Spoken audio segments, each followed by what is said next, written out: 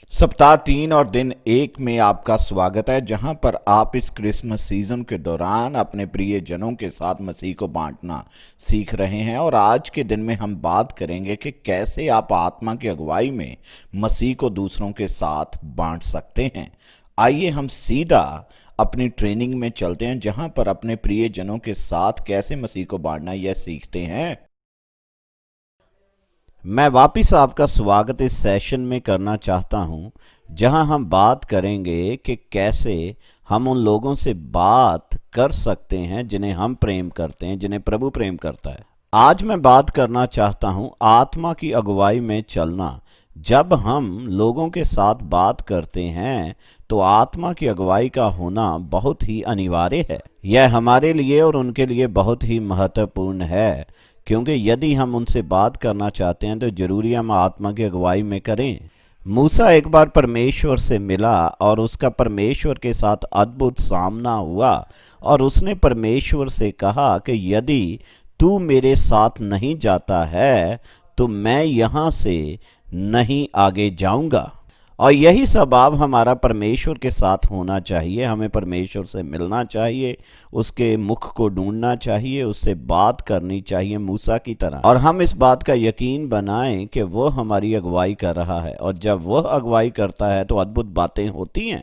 मुझे याद है एक बार मेरे साथ ऐसे हुआ था। मैं हवाई जहाज़ पर यात्रा कर रहा था और लेओवर बहुत ही लंबा हो गया था और बहुत ही हवाई जहाज़ में देरी हो गई थी, और मैं थोड़ा निराश था। और मैं प्रभु से कह रहा था कि प्रभु आप मेरी अगुवाई करें, क्योंकि वहाँ पर मैं थोड़ा थक सा गया था। और अचानक ही एक व्यक्ति था जिसने अपना सामान कुर्सी के ऊपर रखा था, उसने अपना सामान एक साइड पर कर दिया और मेरे पास बैठने का स्थान मुझे मिल गया। और क्योंकि मेरे पास स्थान नहीं था, और मैंने उसे धन्यवाद किया, और मैंने उसकी आंखों में देखा और मैंने उससे पूछा क्या आप ठीक हैं। और उसने मुझे बताया उसका तलाक हो रहा था, उसकी पत्नी ने उसे छोड़ दिया था और उसका जीवन पूर्ण रीति से बिखरा हुआ था। और उसने मुझे अजनबी के सामने अपने हृदय को खोल दिया। और मैंने उसे कहा कि आप जानते हैं, मैं किसी के विषय में जानता जो आपको आशा दे सकता है। और वह व्यक्ति रोने लग गया, और मैंने वहाँ पर एयरपोर्ट के ऊपर ही उस व्यक्ति ने प्रभु यीशु मसीह के सामने अपने हृदय को खोला, और उसने उस एयरपोर्ट पर ही प्रभु यीशु को ग्रहण कर लिया।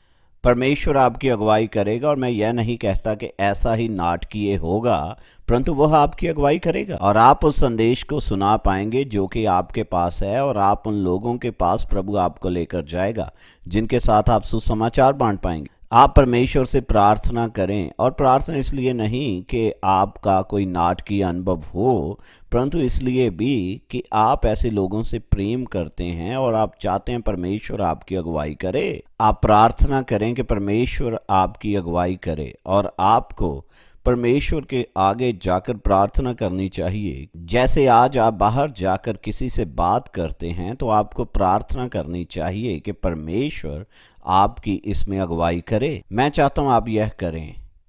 आप अकेले हो जाएं और एकांत में जाकर परमेश्वर से कहें मेरी अगुवाई करें। मेरे परिवार के सामने, मेरे दोस्तों के सामने जिनसे मैं मिला नहीं उनके सामने मेरी अगुवाई करें, ताकि मैं उस व्यक्ति के साथ बांट सकूं।